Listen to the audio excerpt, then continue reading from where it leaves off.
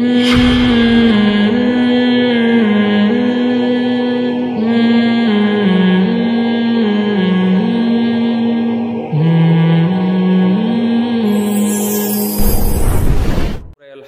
کی ان آیات پر درس چل رہا تھا کہ جن کا اعمال نامہ دائیں ہاتھ میں دیا گیا وہ واپس پلٹے گا، خوشی خوشی کہے گا اے لوگوں مجھے یقین تھا کہ میری اپنے حساب و کتاب سے ملاقات ہونے والی ہے۔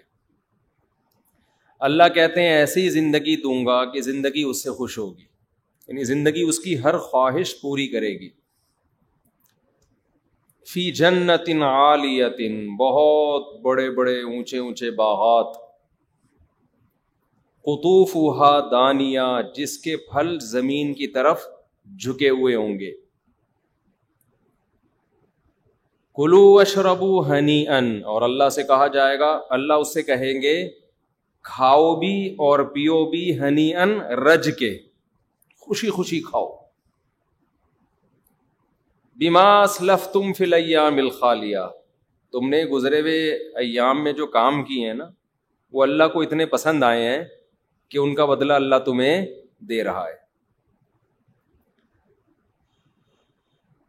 رج کے کھاؤ، یہ جملہ بڑا مزیدار ہے۔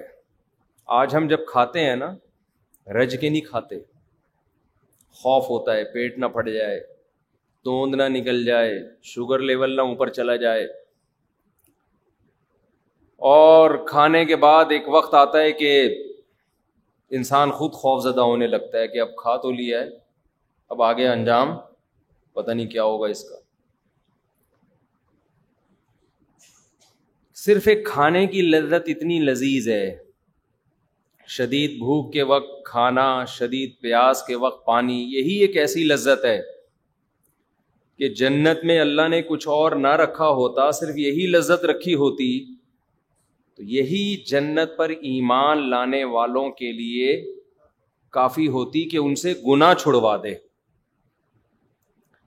تو اللہ نے کیا کہا، بما اسلفتم فی الایام الخالیہ، جو خلوف کہتے ہیں گزرے ہوئے جو ایام تھے نا، جو دنیا کے ایام تھے جو گزر گئے، اس میں تم کچھ ایسے کام چھوڑ کر آئے ہو، ایسے کچھ کارنامے کر کے آئے ہو کہ اللہ کو وہ کارنامے اتنے پسند آئے ہیں کہ اس کے بدلے میں اب تمہیں یہ جنت ہمیشہ کے لیے دے دی گئی۔ آپ تھوڑی دیر کے لیے تصور کر لو، آپ کو کسی خوبصورت باغ میں لے جا کے چھوڑ دیا جائے جس میں نہریں بھی ہوں، پانی کا شور بھی ہو، آبشاریں بھی ہوں۔ مالدار لوگ پنجاب میں کیا کرتے ہیں، جا کے مری سائڈ، گلگت، ہنزا وغیرہ کی طرف زمینیں خرید رہے ہوتے ہیں، جن کے پاس بہت پیسہ ہے، یا 2 مہینے گرمیوں کے وہاں نکالیں گے ہم۔ لیکن مسئلہ کیا ہے کہ جتنی بھی عیاشی کے سامان آپ اس دنیا میں جمع کر لیں، آپ کی باڈی ایک حد تک آپ کا ساتھ دیتی ہے، اس کے بعد باڈی انجوائے نہیں کر سکتی۔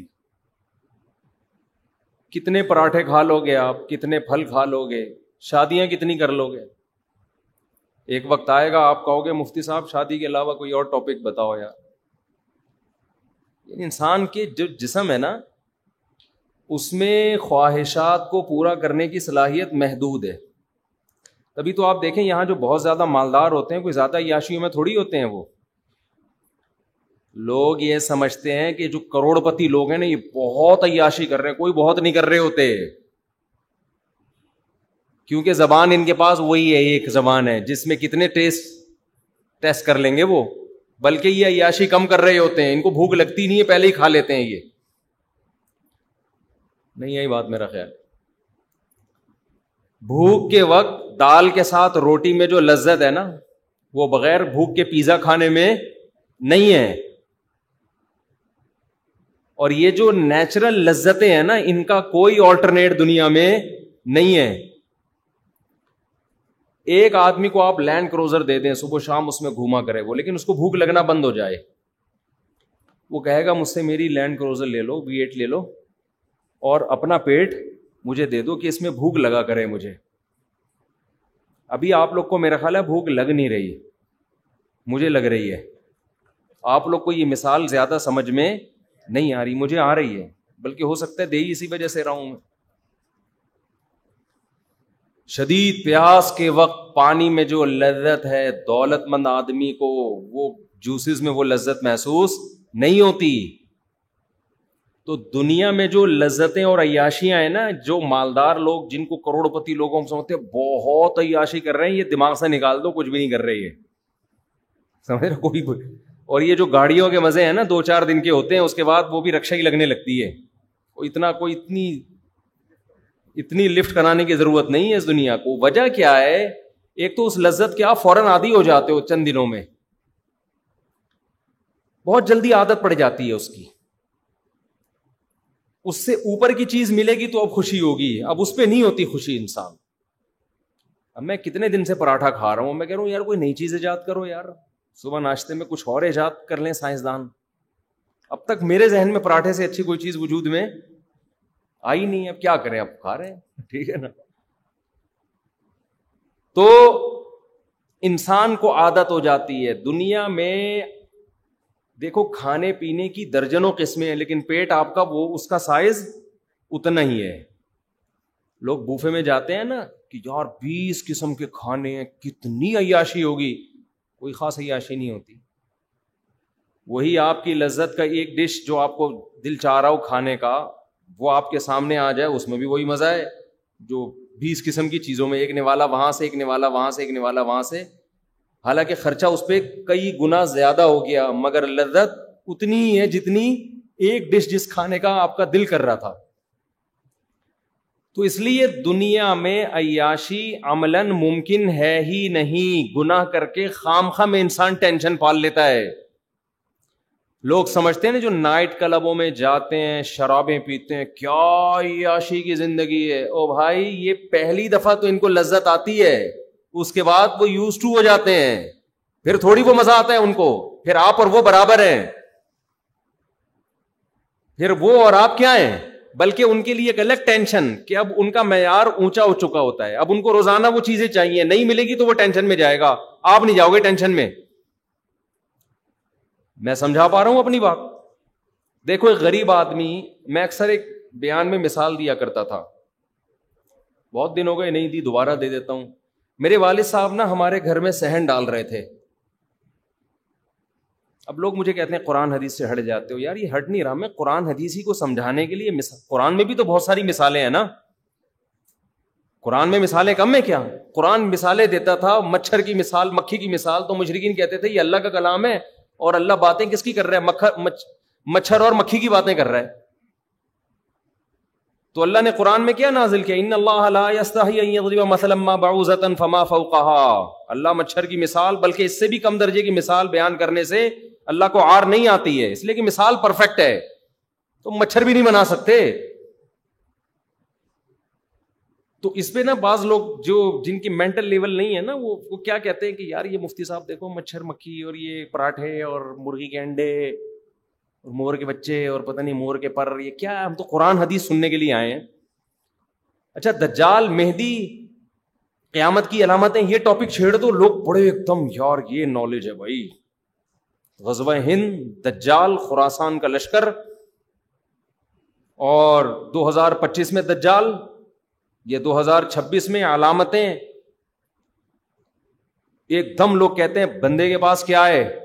نالج. حالانکہ جس بندے کے پاس نالج ہوگی نا, وہ کبھی دجال کا 2025-26 ٹائم بتائے گا ہی نہیں. یہ ادھوری نالج ہوتی ہے. تو وہ ایک صاحب میرے پاس آئے, کہنے لگے دجال پہ میں نے 15 گھنٹے کی ڈاکومنٹری تیار کی ہے, ایک USB میں, پتہ نہیں کتنے GB میں تھی وہ. میری زندگی بھر کی محنت ہے, وہ آپ دیکھیں. اس کو تو میں نے کچھ نہیں کہا, وہ ریٹائر فوجی بھی تھے وہ صاحب. تو میں نے ساتھیوں سے کہا دجال کے بارے میں اتنا کچھ ملتا ہی نہیں ہے کہ 1 GB کی بھی کوئی ڈاکومنٹری تیار ہو سکے. 15 GB تو بہت ہو گئی ہے, 1 MB کی ہو جائے. چند حدیثیں ہیں جو آ جائیں گی, ختم بس.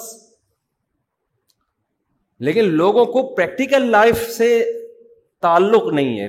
لوگوں کی عملی زندگی صحیح ہو جائے, ہماری پریکٹیکل لائف صحیح ہو جائے, ہمارے گناہ چھوٹ جائیں. دجال آ کے کیا کرے گا؟ امتحان کرے گا نا آپ کا. اگر آپ کے اعمال درست ہوئے, دجال آج آ جائے, آپ کو نقصان نہیں پہنچائے گا. اور اگر اعمال ٹھیک نہیں ہے, دجال جب بھی آئے گا آپ کا بیڑا غرق کر کے جائے گا وہ. کیونکہ دجال کی باتوں میں آئیں گے وہی لوگ جو عمل میں کمزور ہوں گے. عمل میں پختہ لوگ ہوں گے. دجال آج آ جائے, کل آ جائے, ان کو کوئی نقصان ہونے والا نہیں ہے. باقی دجال سے پناہ ضرور مانگنی چاہیے, حدیث میں آتا ہے اس کے فتنے سے پناہ مانگنی چاہیے. لیکن ان چیزوں میں کہ یہ ہو رہا ہے پھر فلانا ہو رہا ہے, پھر وہ ملاتے ہیں. یہ والی عراق پر جب حملہ ہوا نا 27 ممالک کا, تو لوگوں نے فوراً پیش گوئیاں, ڈاکومنٹریز آنا شروع ہو گئیں. ایکچولی یہ حدیث میں جو آتا ہے فلانے جگہ سے لشکر نکلے گا, وہ لشکر یہاں سے نکل گیا, پھر یہاں سے پھر وہ فلانی ایک تحریر ملی ہے پہاڑ کے اندر سے, چمڑے پہ لکھا ہوا تھا. ایسی چیزیں بنا کے پھر صدام حسین پر فٹ کر کے مجھے ایک کتاب کسی نے دی. میں نے کہا میں نہیں پڑھوں گا, یہ سب پیش گوئیاں غلط ہیں. کہہ رہے ہیں آپ نے پڑھی نہیں ہے تو کیسے کہہ رہے ہو غلط ہے؟ میں نے کہا کتاب کے حجم دیکھ کے اندازہ ہو رہا ہے کہ یہ پیش گوئیاں غلط ہیں. ہم نے بھی حدیثیں پڑھی ہیں, اتنی ہیں ہی نہیں, پتہ نہیں کیا کیا کر کے نکالا ہے. اور وہ جب صدام حسین کو لٹکایا گیا نا, تو ساری پیش گوئیاں کیا ہو گئیں؟ غلط. کیونکہ اس میں صدام حسین کو کچھ بنا کے دکھایا گیا تھا کہ یوں کرے گا, وہ کیے بغیر ہی بیچارہ شہید ہو گیا. 2011 میں دجال آ رہا تھا, نہیں آیا. اب 2025 کی کسی نے کل مجھے بتایا, ایک بہت بڑے بزرگ ہیں, انہوں نے کہا ہے کہ 25 میں آ رہا ہے. تو اس لیے بھائی میں جو مثالیں دیتا ہوں نا, وہ مثالیں قرآن حدیث ہی کو سمجھانے کے لیے ہیں, وہ قرآن حدیث سے ہٹ کے نہیں ہوتی. سمجھتے ہو؟ میں مثال کیا دے رہا تھا وہی بھول گیا. میں ایک مثال دے رہا تھا کہ یہ جو دنیا کی عیاشی ہے نا, یہ ہر ایک کے حق میں مختلف ہے. جن کو ہم عیاش سمجھتے ہیں کہ دولت آئے, شہرت آئے, عیاشی ہوگی, ضروری نہیں ہے کہ وہ عیاشی میں ہوں, بلکہ اکثر نہیں ہوتے. میں مثال دے رہا تھا کہ ہمارے ہاں والد صاحب ہمارے گھر میں صحن ڈال رہے تھے, پرانا صحن توڑ کے نیا ڈل رہا تھا. میری عمر اس وقت شاید 20 سال ہوگی یا 18 سال ہوگی. تو میں مزدوروں کو دیکھتا تھا کہ یار وہ صبح صبح آتے ہیں, بڑی محنت کرتے ہیں, اور شام کے وقت نا بڑا پسینہ وسینہ نکلا ہوتا ہے, اور بڑے خوش ہوتے تھے شام کے وقت. تو جب صحن ڈل رہا تھا نا, تو وہ فرش کو نہیں, وہ رگڑائی کر رہے ہوتے, تو وہ بڑی مستی میں تھے مزدور لوگ. میں ان کو دیکھتا تھا یار یہ کتنے خوش ہیں. اور بہت سے مالداروں کو دیکھتا تھا ڈپریشن کے مریض بنے ہوئے. ان کو دیکھتا تھا کہ یار نہ یہ کوئی کبھی ڈپریشن کی گولی کھاتے ہیں, نہ کبھی نیند کی گولی کھاتے ہیں, نہ ان کو کبھی آگے پوچھتے ہیں مفتی صاحب میں بہت ٹینشن میں ہوں, میرا کوئی حل بتاؤ. ان کو نہیں کبھی ہم نے دیکھا کہ کس میں ہے یہ ٹینشن میں. ایسی مستی میں ہوتے تھے. جب انسان مستی میں ہوتا ہے تو مذاق بھی سوچتا ہے نا اس کو. تو ایک دن کیا ہوا, شام کے وقت, عصر کے بعد کا وقت تھا, مغرب ہونے والی تھی, تو وہ فرش کی گھسائی کر رہے ہیں. میں نے ان سے کہا یار فرش بڑا چمکدار اور چکنا ہونا چاہیے, بالکل پلین فرش نہیں ہوتا, بڑا چمکتا ہوا, ایسا ہونا چاہیے. تو کہہ رہے ہیں ہاں بنا دیں گے ہم, ہاں بنا دیں گے. میں نے کہا اس کے لیے کیا کرنا پڑے گا؟ کہہ رہے ہیں یار سرسوں کا تیل لے آؤ, آدھا کلو سرسوں کا تیل, آدھا کلو ناریل کا تیل, اس سے چکناہٹ آ جائے گی فرش میں. میں سمجھا سیریس ہیں. اب وہ مستی چڑھی ہوئی ہے نا, ان کو چڑھی ہوئی ہے مستی. میں نے کہا یار آج تک کبھی کسی مزدور کو ہم نے دیکھا نہیں کہ وہ ناریل کا تیل ڈال رہا ہو فرش میں, کوئی جدید ٹیکنالوجی آئی ہے.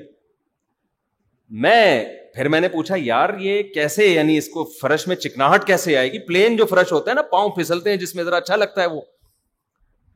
کہہ رہے ناریل کا تیل لے آؤ, ذرا گھسائی ہوگی, ناریل کا تیل ڈلے گا. تو میں واقعی جانے لگا, اتنی سیریس میں جانے لگا. کہہ رہے ہو بھائی کیا کر رہے ہو؟ تو میں نے کہا پھر آپ کو یار مذاق سوچ رہا ہے, میں آپ سے سیریس کہہ رہا ہوں. کہہ رہے یار مفتی صاحب اس وقت ہم بڑی مستی میں ہوتے ہیں. انہوں نے خود کہا مجھے ہم بہت خوش ہوتے ہیں اس وقت.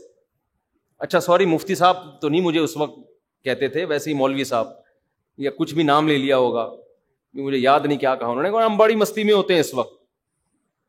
میں نے کہا خیریت کیوں؟ کہہ رہے ہم صبح سے تھکے ہوئے ہوتے ہیں, اس وقت ہمیں ملتی ہے دہاڑی, اور تھکاوٹ سے حال ہوتا ہے برا. گھر میں بچے انتظار کر رہے ہوتے ہیں, بیوی بچے. مغرب کے بعد ہم گھر جائیں گے, نہائیں گے, دھوئیں گے, صاف ستھرے کپڑے پہنیں گے, بیگم صاحبہ نے کھانا تیار کر کے رکھا ہوگا, منجی پہ بیٹھ کے کھائیں گے. منجی نہیں ہوتی, گدے ودے مولٹی فوم نہیں ہوتا. اور منجی پہ بھی میں ایک بیان کر چکا ہوں, مولٹی فوم میں اوپر سے ہوا لگتی ہے, نیچے سے ہوا نہیں لگتی. غریب کی چارپائی میں اوپر سے بھی ہوا لگتی ہے اور نیچے سے بھی ہوا لگتی ہے. حقیقت ہے, اس میں بڑا مزہ ہے. میں تو جب بھی سفر میں جاتا ہوں نا, یہ جو ڈھابے کے ہوٹل ہوتے ہیں نا کچے منجی, وہاں بیٹھ کے کھاتا ہوں. میں کوشش یہی کرتا ہوں. ان کی بھنڈی میں بڑا ذائقہ ہوتا ہے اور ہوا نیچے سے بھی لگ رہی ہوتی, بھی بڑا فائدہ ہوتا ہے. تو خیر کہہ رہے ہیں یار ابھی ہم جائیں گے, نہائیں گے, گھر والی سالن لا کے کھانا لا کے, بھوک ان کو ٹائٹ لگ رہی ہوتی ہے نا, محنت کی ہے, پسینہ بہایا, بھوک سے حالت خراب ہوتی ہے. اور بچے بھی انتظار کر رہے ہوتے ہیں, اور مغرب کے بعد کہتے ہیں ہم کھائیں گے, عشاء پڑھ کے لمبے ہو جائیں گے. تو میں بار بار یہ سوچتا تھا کہ یار یہ کس قدر سکون میں ہیں یہ لوگ, کتنے سکون, ان کو کوئی غم نہیں ہے کہ ہم چھوڑ کے کیا جا رہے ہیں بچوں کے لیے وراثت میں, کوئی ڈر نہیں ہے, کیونکہ ان کو پتا ہے بچے کو بھی اسی لائن پہ لگا دیں گے, جو خدا ہمیں کھلا رہا ہے وہ ہمارے بچوں کو بھی کھلائے گا. نہ یہ نسل روکتے ہیں کہ 2 کے بعد تیسرا ہو گیا تو کہاں سے کھائے گا, انہیں یہ ٹینشنیں نہیں ہے. نہ ان کو اسکولوں کی فکر ہے کہ بچے اعلیٰ تعلیم کہاں سے حاصل کریں گے. وہ بھائی مزدور کے بچے کر لیں تو گریبی ہے, نہیں کریں تو جیسے ہم زندہ ہیں, ہماری زندگی خوشی سے گزر رہی ہے, ان کی بھی خوشی سے گزر. انہوں نے حقیقی معنی میں دنیا کو مسافر خانہ سمجھا ہے, اس لیے ان کی زندگی میں سکون ہے. اور مالدار آدمی اس دنیا کو مسافر خانہ نہیں سمجھتا, زندگی کا بیڑا غرق کر دیتا ہے وہ.